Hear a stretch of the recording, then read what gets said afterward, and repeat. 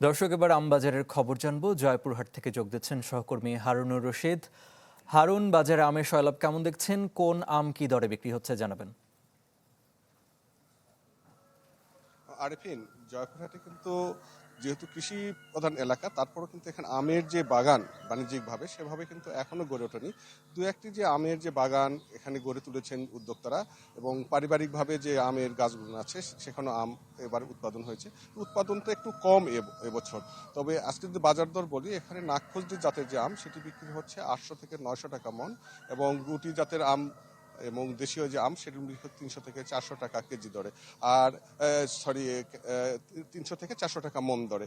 আর যদি একটু জানিয়ে রাখি যে আম কিন্তু বাজারে বিক্রি হয় সেটি বিক্রেতারা বিক্রি করেন 45 কেজি মন দরে তারা, এবং যারা কিনে তারাও বিক্রি করছে কিন্তু 40 কেজি মন হিসাবে।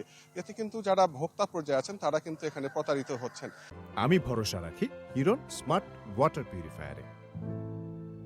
তো আমের যে এখন পর্যন্ত কিন্তু আমি যে বাগানটা রয়েছে এখানে বাগানে দেখতে পেয়েছি নাগফজলি, আম্রপালি, এখানে বাড়িফোর, বানানা ম্যাঙ্গো, বিভিন্ন কাটিমন সহ বিভিন্ন জাতের এখানে আম দেখা যাচ্ছে, কিন্তু আম সেভাবে কিন্তু এখনো তারা ভাঙতে শুরু করে নাই। কিন্তু বাজারেও কিন্তু আমের যে এখনো বাজারে যে আমের যে এই সময় যে ভিড় থাকে, বেচা কিনাটা মুখর থাকে, কিন্তু এখন পর্যন্ত বাজারে সেভাবে কিন্তু এখনো লক্ষ্য করা যায়নি। তো এ ব্যাপারে আমরা কৃষি বিভাগের সঙ্গে কথা বলেছি।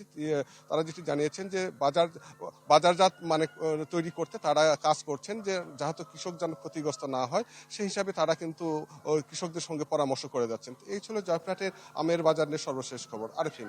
হারুন, আপনাকে ধন্যবাদ। দর্শক, জয়পুরহাট থেকে যুক্ত হয়েছিলেন সহকর্মী হারুনুর রশিদ।